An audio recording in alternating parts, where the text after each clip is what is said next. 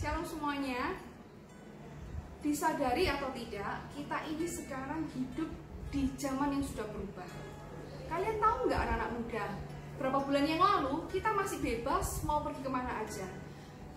Kalau weekend, kalau liburan kita bisa pergi ke pantai, kita bisa pergi ke mall, kita bisa juga pergi ke gunung, ke luar negeri, ke luar kota, kemana-mana dengan bebasnya. Tapi sekarang kita mau keluar rumah aja kita mikir, aduh bahaya nggak ya? Kita mau pergi ke toko seberang mau beli sabun aja kita berpikir, aduh ini bahaya nggak ya?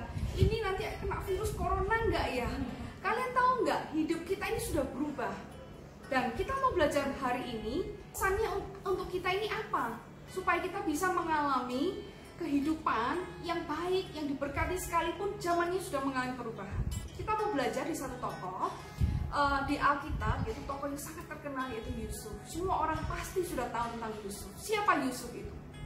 Dia adalah anak dari Yakub atau yang sudah disebut Israel. Dan kalian tahu Yusuf ini ternyata adalah anak kesayangannya dari papanya. Dia ini menjadi tuan muda kesayangan. Sama papanya diberikan baju jubah yang mahal indah. Dan bahkan kakak-kakaknya semuanya iri sama Yusuf ini.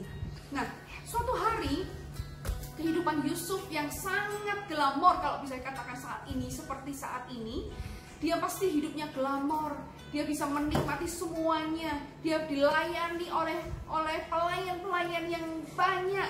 Tapi ternyata suatu hari hidupnya mengalami perubahan.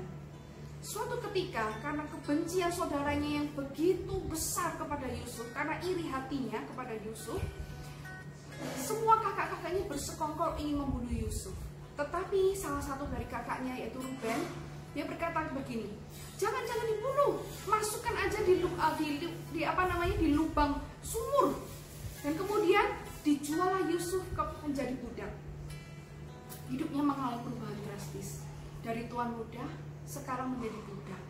Budak itu gambaran tentang apa sih? Budak itu artinya apa? Kebebasannya sudah tidak ada lagi.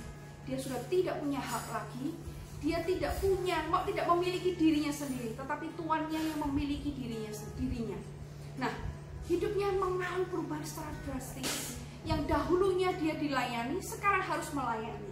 Yang dulunya dia dipuja-puja, hari ini dia tidak dipandang mata. Nah, kita mau belajar bagaimana Yusuf ini bisa memanage perubahan yang terjadi dalam hidupnya. Bagaimana Yusuf ini bisa mengatasi perubahan tanpa membuat stres, tapi malah diberkati oleh Tuhan, malah dipakai oleh Tuhan. Kita mau belajar. Yang pertama, apa sih yang dilakukan oleh Yusuf? Bagaimana dia bisa memanage perubahan? Yang pertama, Yusuf itu cepat menerima kenyataan. Kalian tahu nggak, pada waktu Yusuf menjadi tuan muda, berubah menjadi budak, dia nggak berlama-lama menangisi nasibnya. Dia nggak berlama-lama menangisi, mengasihani dirinya sendiri, tetapi dia cepat menerima kenyataan bahwa dia sudah berubah, bahwa dia ini sekarang bukan tuan muda lagi, tetapi dia budak. Nah, hari ini saat kita mengalami perubahan dalam hidup kita sekarang ini, oleh karena corona yang mempengaruhi Indonesia dan bahkan dunia, kita harus cepat menerima kenyataan. Jangan menyalahkan keadaan lagi. Cepatlah terima, oh iya, aku memang harus berubah. Memang perubahan ini terjadi dan tidak bisa dihindari. Itu yang kunci yang pertama, bagaimana kita bisa memanage perubahan dalam hidup kita seperti yang Yusuf lakukan. Kemudian yang kedua, bagaimana Yusuf bisa memanage perubahan dalam hidupnya. Yang kedua, dia cepat beradaptasi. Kalian tahu tadi, yang pertama, dia adalah tuan muda, tetapi dia cepat beradaptasi di lingkungan yang baru, di mana dia dipekerjakan sebagai budak. Dia langsung bisa memposisikan dirinya sendiri. Coba kita baca bersama-sama.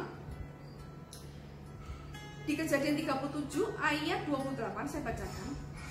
Ketika ada saudagar-saudagar Midian lewat, Yusuf diangkat ke atas dari dalam sumur itu, kemudian dijual kepada orang Ismail itu dengan harga 20 sikal perak. Lalu Yusuf dibawa mereka ke Mesir. Nah, di Mesir dia menjadi budak. Menjadi budak di rumah Potifar, dan dia cepat beradaptasi. Itu yang harus kita lakukan saat ini, anak-anak muda. Cepatlah beradaptasi. Jangan sampai hidup kalian itu menjadi beku karena kalian nggak tahu harus apa yang harus kalian lakukan. Jangan sampai kalian menjadi orang yang nggak ngerti arah dalam situasi seperti ini. Cepatlah beradaptasi. Jangan cuma lewati hidup kalian hari demi hari tanpa melakukan apa-apa karena bingung, karena nggak ngerti yang harus kalian lakukan apa. Yang ketiga, bagaimana Yusuf bisa memanage perubahan dalam hidupnya dan tetap diberkati. Yang ketiga, yaitu tetaplah menjadi orang yang excellent, seperti Yusuf menjadi orang yang excellent. Kejadian 39 ayat 2 saya bacakan. Tetapi Tuhan menyertai Yusuf sehingga ia menjadi seorang yang selalu berhasil dalam pekerjaannya. Maka tinggallah ia di rumah tuannya orang Mesir itu. Lihat ini saudara-saudara, teman-teman. Yusuf sekalipun menjadi budak, dia tetap mengerjakan yang excellent, yang terbaik. Apapun yang dia lakukan dibuat Tuhan berhasil karena dia mau excellent. Hari-hari sekarang, sekalipun tugas kalian sedikit di rumah, kerjakan dengan excellent. Sekalipun kalian hanya menolong orang tua kalian, kerjakan dengan excellent. Dan yang keempat, apa yang dilakukan oleh Yusuf di dalam memanage perubahan? Dia tidak pahit hati. Kalian tahu bagaimana perasaan kalian bagaimana kalau kalian dibenci oleh kakakmu, salah satu saudaramu membenci kalian, kalian difitnah, rasanya bagaimana? Yusuf ini sudah dibenci oleh saudaranya, dijual menjadi budak, bahkan diakui, mungkin dia dikatakan oleh saudaranya dia sudah terbunuh, tetapi dia tidak pahit hati.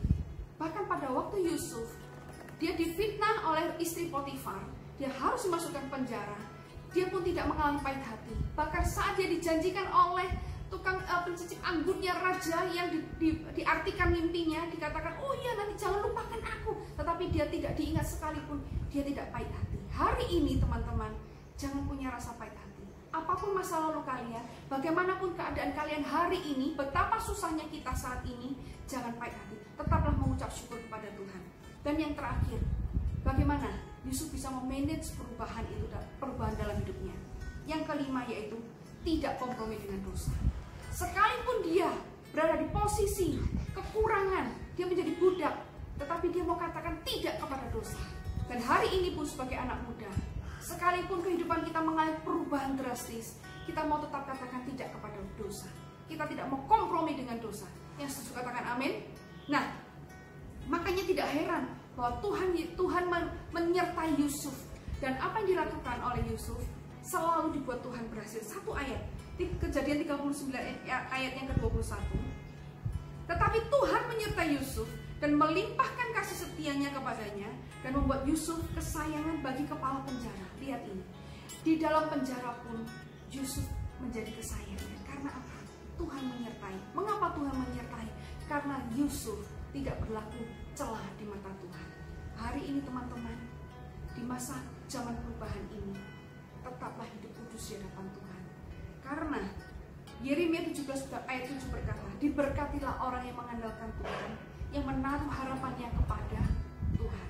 Saya percaya, sekalipun hidup kita tidak sedang mengalami kesukaran, saat ini pun kita mau katakan bahwa kita mengandalkan Tuhan. Dan saat kita mengandalkan Tuhan, Tuhan akan ulurkan tangan untuk menolong kita. Tetap diberkati oleh Tuhan, tetap cinta Tuhan, dan mau hidup andalkan Tuhan. God bless you.